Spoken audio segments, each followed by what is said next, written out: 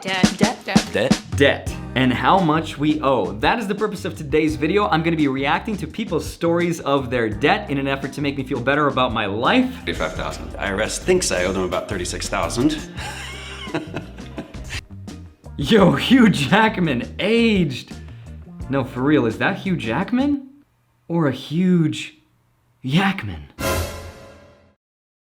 Comment below. So according to CNBC, they did a study where they found that the average American owes $38,000, which is up $1,000 from last year of 2018, but that does not include their mortgage. And if we factor that in, the average American owes $137,000 according to USA Today. That's a lot of money. Now, if you guys have been following my channel, you know that that is roughly how much money I have saved and worked for in my early 20s to be able to have that much money. And that is what I talk about in my channel. So again, that is a lot of money, but you know what else is a lot?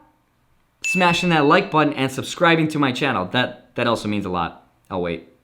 So anyway, this video comes from a channel called Cut, so make sure to go to their channel and watch their full video. So with that said, let's dive right in. I owe no man money. I have no debt. None. None. Zero. I don't think I owe anybody anything. Said no one ever. Okay, sure, everybody on the internet is a millionaire. Nobody has debt. Okay, YouTube, you are letting me down. I thought this was supposed to start with a strong hook, like I'm $300,000 in debt from all of my Pokemon Go in-app purchases, but yet nobody here seems to be in debt. I don't believe that. YouTube, you're supposed to be making me feel better about my poor life decisions of making YouTube videos for a living.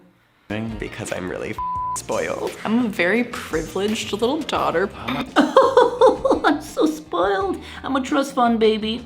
Well, at least they admitted it. I bet if you met them in real life, they'd be like, I worked really hard for this money. Got a small loan from my father of $1 million. I wish my parents paid for my college. I come from immigrant parents from Russia, and when they came here, they didn't understand what credit cards were, so they were like, you can buy TV for $2,000 in America for $10 a month. I'll take 3. So there goes my college tuition and my career prospects. Got a few racks in debt. The 3,000 range. That guy makes me want to feel as comfortable as he looks. He makes me want cotton candy. He's legit. 4,000 or 4,000. 4 or 5. 5,000. All right, not bad, not bad. $6,000? Speeding tickets. $6,000 worth of speeding tickets. What are you driving? A Hennessy Venom? Like what? Yo, a Hennessy Venom, for those of you guys don't know, is probably one of the fastest cars in the world. Looks like a Lotus. Just another small car that's really fast. How do you get $6,000 speeding tickets? Tons. Not much. Close to 10,000. 10,000. $10,000 worth of debt?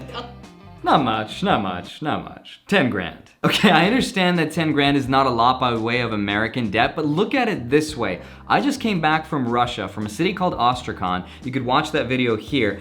And in that city, people get paid $350 per month. And they live for that very, very comfortably. So here's another way of looking at it. What would you do if you could leave your job for 2.5 to 3 years? Because that $350 a month equates to $4,200 per year, and that 10 grand, if you divide that, that's roughly 2.5 to 3 years, and you'll live really comfortably on that money. So if you could leave your job for that long, what kind of a language could you learn in that time? What's all the food you could experience? What about all the people you could meet? What about all the things you can build and the skills that you could master and learn? What kind of a value would you create for yourself if you could leave your job for 3 years to focus on yourself? That's another way of looking at it when you're like, 10 grand, not a big deal. And another 300. I bought a piano on credit card too. I bought a piano on my credit card. I'm gonna make minimum payments forever.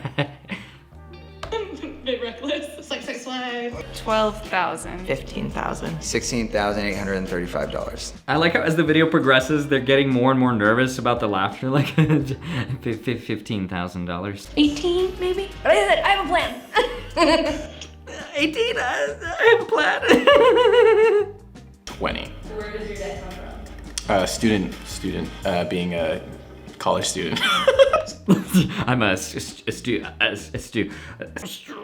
I'm a student. That was for the $20,000 for the first semester.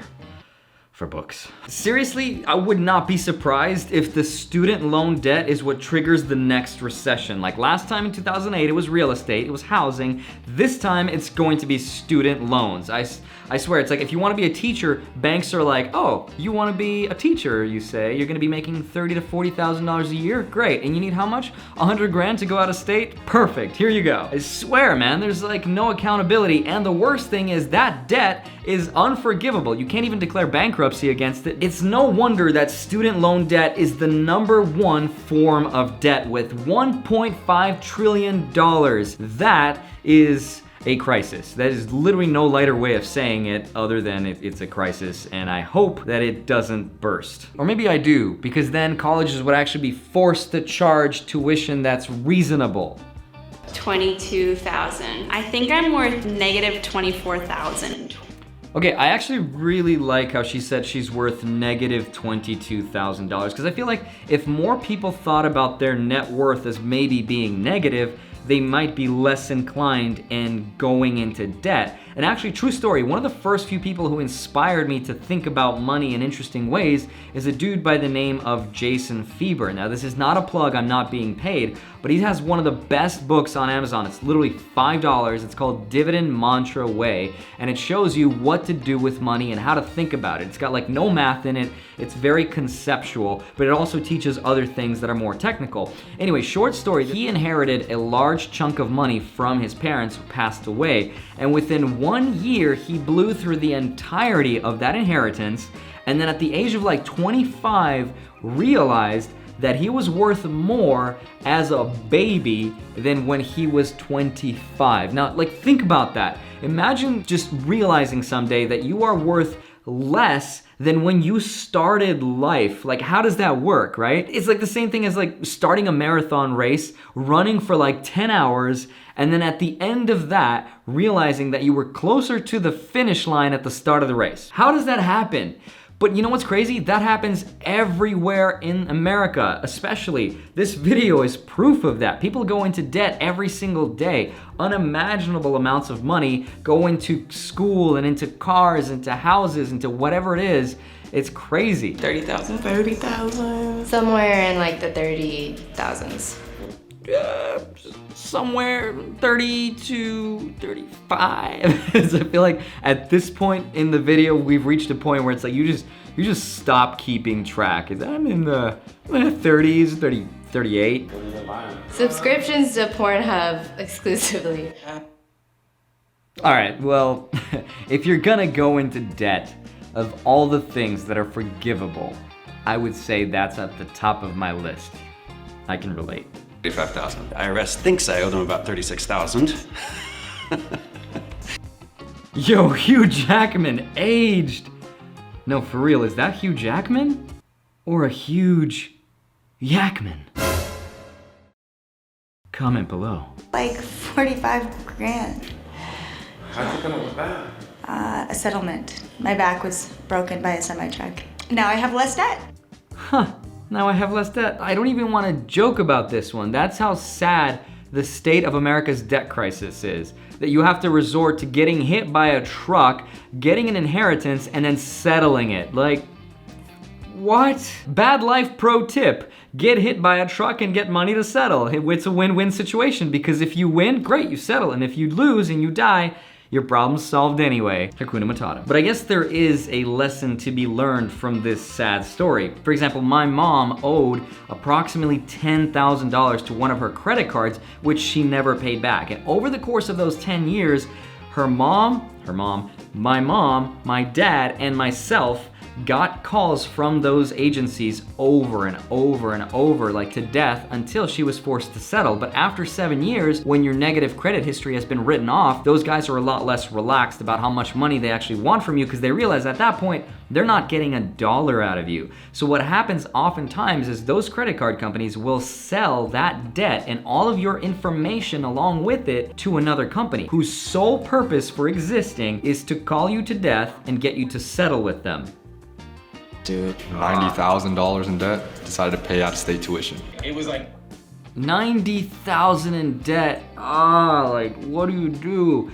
This is so common though, to out-of-state tuition. Like a lot of my friends after high school They decided to go out of state to become a teacher or a cop or whatever it is, and I'm like, dude, why did you leave state? Like, you're gonna come back anyway, become the teacher, become the cop, and then realize you hate your life because you're $90,000 in debt. Why did you leave to get a degree you could have gotten here? Okay, I understand if you wanna be, whatever, marine biologist, and we don't have an ocean here, so you have to go to California. And I get it, you don't wanna live anywhere near your parents, and you hate them, you don't have a good relationship with them, you want an experience away from them, but seriously, life does not need to cost you $90,000 to have your college experience.